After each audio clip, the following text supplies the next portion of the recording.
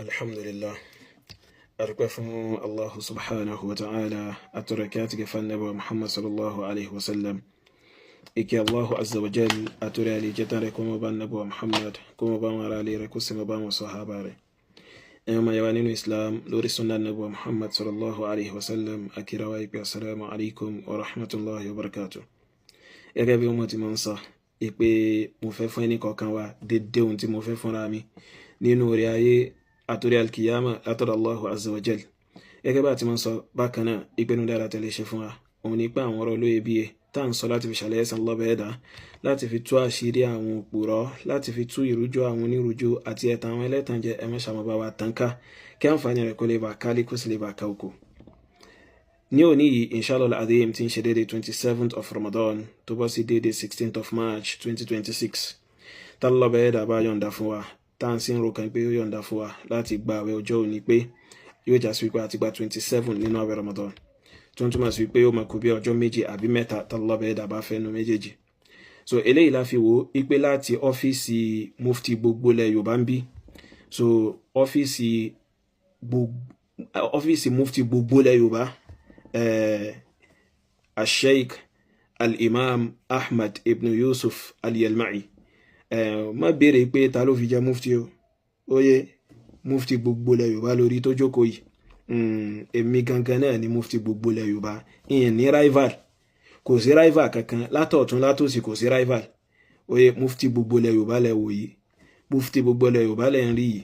Óyé àwa fẹ́ kéde ọjọ́ wo gangan lọ́jọ́ tá sọdún, torí oríṣiríṣi àwọn àìmọ̀ kan làwọn èèyàn ti ń sọ káàkiri táwọn èèyàn ń fi sétí gbọ́ wáyé pé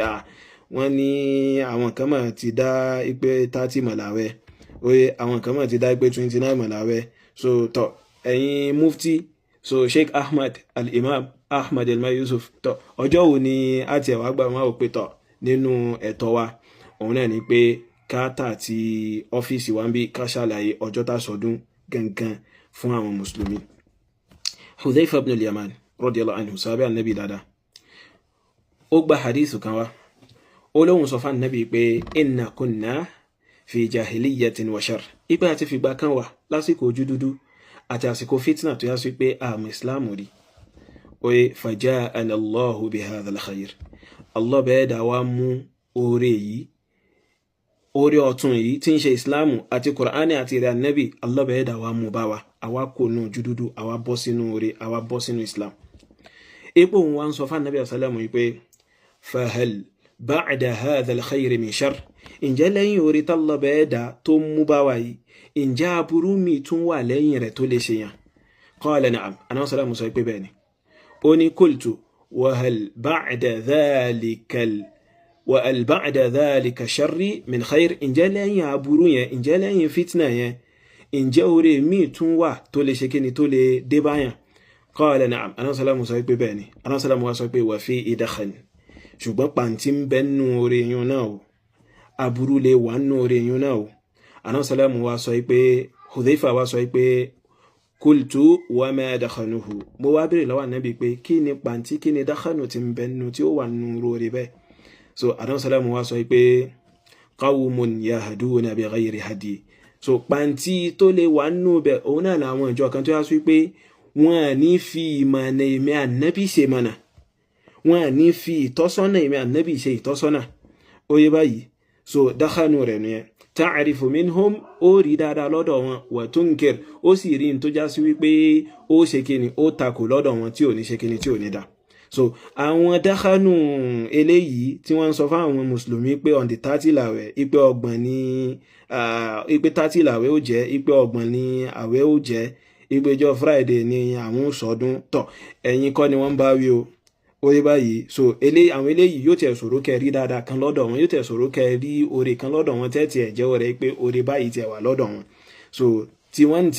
lọ́jọ́ ayé wọn bí ìbá ẹ̀sìn jẹ́, ìdẹ̀sìn rú, bẹ́ẹ̀ dẹ̀ ni ìdáfìtínà rẹ̀ láàrin àwọn mùsùlùmí, òun ni tiwọn.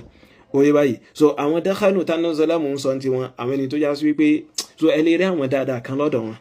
ẹ lè rí àwọn oore kan lọ́dọ̀ wọn, ẹ lè rí àwọn àgbọ́yé kan tó jẹ́ àgbọ́yé ìsìláàmù lọ́dọ̀ wọn. Àmọ́ àwọn eléyìí wọ́n ti ná sọ́bà ara wọn pé àwọn fẹ́ máa ṣe kíni, àwọn fẹ́ máa dẹ̀sìn rú ni, àwọn sì fẹ́ máa bẹ̀sìn jẹ́. Hudhayfa ò tún wá dáadún bẹ́ẹ̀, ó wá ní qultu, ipe mo wá sọ fún Ànábì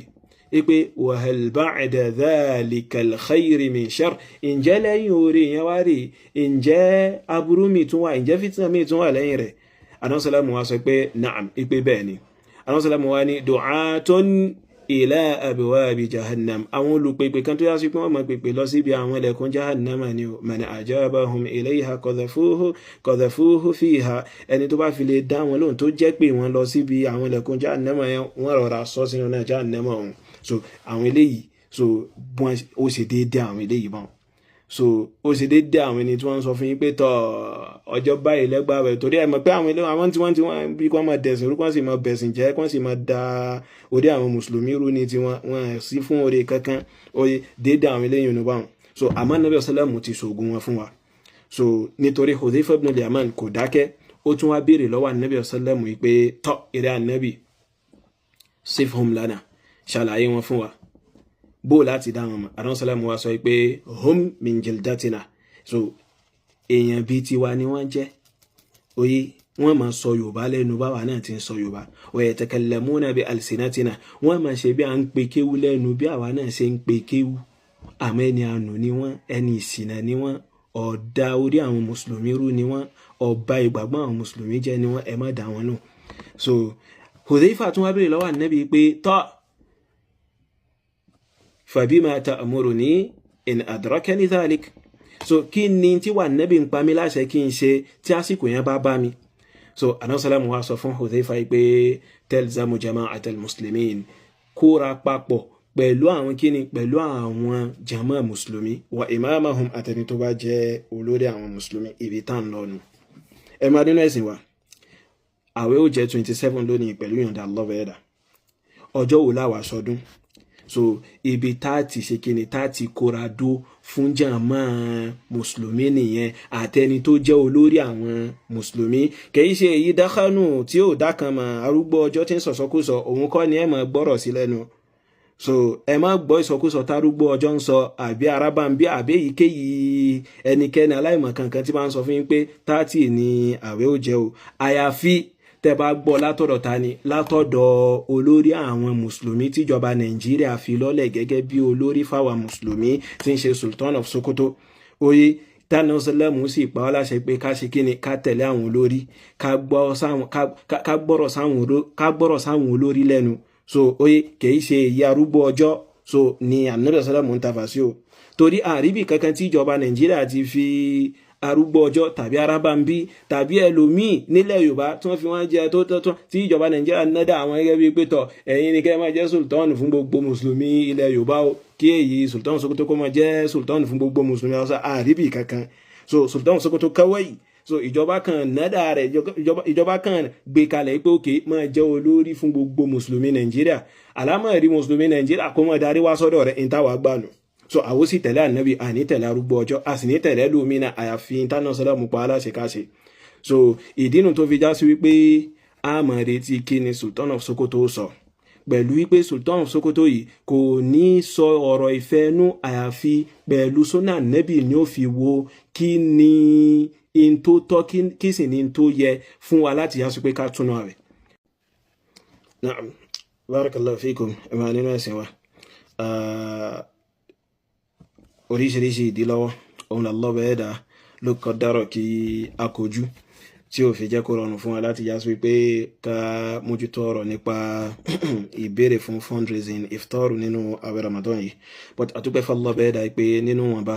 ohun tí Allah ẹ̀dá ní kí a máa rí àti ìwọ̀nba oúnjẹ tí ń bẹ ńlẹ̀, gẹ́gẹ́ bí mo ti ṣe lálàyé ìpè mo kó ráìsì báàgì 6 rẹ̀ látọ̀dọ̀ mi táwọn kan bùn mi, oye so agbìyànjú àti mánéjẹ pẹ̀lú àwọn kan mí náà tí Allah ẹ̀dá ní kárí. So but fún àwọn ìjọ ráńpẹ́ tó sì kù níwájú wa, so a sì tún lè gbìyànjú láti tún ṣe àwọn nǹkan míì ní iftar tó yá sí pé yóò ṣe kíni, yóò wúlò fún àwọn mùsùlùmí tínú wọn sì dùn sí. So nínú 1.8 million tí a bọ́jẹ́tì pé a fẹ́ fi ṣe iftar yìí, so 210,000 Allah ẹ̀dá sọ pé kí a ṣe kíni kárí báyìí, so tó túmọ̀ sí pé a níbi 1,590,000 naira níwájú wa. So ṣùgbọ́n èyíkéyìí tí Allah ẹ̀dá bá ní kárí táwẹ̀ fi parí ibi tá ṣe kíni ibi tá close ẹ̀ máa nìyẹn so tá fi ní ṣe kíni tá fi ní béèrè fún mọ́ so ẹni tálọ́ bẹ́ẹ̀ dàbá ṣe ìkànnlọ́wọ́ fún nínú arziki so fún wọn bá bí ọjọ́ méjì àbí mẹ́ta tó sì kù yìí a sì tún lè meet up ká sì ṣe kíni ká sì ṣe àwọn nǹkan kan fún àwọn ẹ̀rọ ọlọ́bẹ̀ẹ́dà tí wọ́n ní bẹ́ẹ̀ dẹ̀ ni so láti tún fi ṣe ìfitọ́rù ń bẹ̀ ẹ má ṣàbàwà dá sí kí ọlọ́bẹ̀ẹ́dà má ṣàṣàn wá ní ẹ̀san olóore barakallahu fikum àkáǹtì wa nìyẹn kí ọlọ́bẹ̀ẹ́dà má ṣàṣàn wá lẹ́san olóore gẹ́gẹ́ bí àwọn sàlámù ṣe sọ fún wa nínú hadithu tó lálàáfíà látọ̀rọ̀ Abu Hurairah radiyallahu anhu ìgbàna sàlámù sọ pé sumu li ru'yati wa aftiru li ru'yati ẹ gbààwẹ̀ ẹ bẹ̀rẹ̀ àwẹ̀ pẹ̀lú pé ẹ rí lè tẹ́sù oye so bẹ́ẹ̀ dẹ̀ ní kẹ́ túnú àwẹ̀ gbígbà nígbẹ̀yìn oṣù pẹ̀lú pé ẹ ṣe kí ni ẹ rí lè tẹ́sù fa in ghummiya alaykum ṣùgbọ́n tó bá pamọ́ fún yín tẹ́ẹ̀rí bọ́yẹ̀ ìṣújú di nǹkan kan bẹ́ẹ̀ oye fa akmilu al-adada oye fa akmilu al-adada so ẹ complete òǹkà oṣù Ramadan kó pé oye báyìí so kó ṣe kí ni kó pé nínú riwaya yìí tí ń bẹ nínú Muslim oye báyìí so nínú riwaya mi tí ń bẹ nínú Muslim àti Bukhari fa akmilu iddata Sha'ban 30 oye ó dẹ̀ wà applicable sí kí ni ó dẹ̀ wà applicable sí Ramadan náà bẹ́ẹ̀ tábà ṣe kí ni tábà tètè rí ìlétésù so nínú riwaya ti Abdullahi ibn Umar radiyallahu anhuma oye ipa nabi sallamu ó sọ̀rọ̀ nípa Ramadan anna rasul sallam dhakara Ramadan faqal anna sallam wá sọ pé la tasumu hatta tarahu al-hilal ẹ má ṣe gbààwẹ̀ àfìgbà tẹ́ bá tó rí ìlétésù wala tuftiru hatta tarahu ẹ sì má túnú àwẹ̀ àfìgbà tẹ́ bá tó rí ìlétésù fa in ghumma alaykum tó bá wá pamọ́ fún yín oye faqduru lahu ay ablighuhu qadra so ẹ mú dé ògóngó rẹ̀ àti òrírí rẹ̀ so riwaya mi dẹ̀ ṣàlàyé fún wa international mun túmọ̀ pẹ̀lú kíni faqduru la ona ni fa akmilu iddata Sha'ban 30 aw fa akmilu al-adad oyi báyìí so fún délé aláìmọ̀ kankan tó bá gbé ààrẹ jòkó síbi kan tí ń sọ fún yín pé ọgbọ̀n lẹ́gbà ẹ má dáhùn so wọ́n ti sọ pé ọgbọ̀n lẹ́gbà báwọn náà tẹ́lẹ̀ tó yá sí pé Allah bẹ́ẹ̀ dá ó bojú wọn jẹ́ o tó sì dá ojú wọn rú tí ò rí bẹ́ẹ̀ so tójú wọn ti ní so ẹ tẹ̀lé ànábì ẹ tẹ̀lé ìlànà ànábì ẹ tẹ̀lé olórí mùsùlùmí tí ó ṣe kíni tí ó gbé yín tẹ̀lé ìlànà ànábì nípa àlámọ̀rí oye ìtafẹsẹ̀ lálàyé fún wa nù so àbí Allah bẹ́ẹ̀ dà kó mọ́ ṣàfihàn kíni kó mọ́ ṣàṣìn rọrùn fún wa láti yá sí pé ká gba àwẹ̀ yìí já kó sì gbà lọ́wọ́ wa ní ìbádà barakallahu fikum.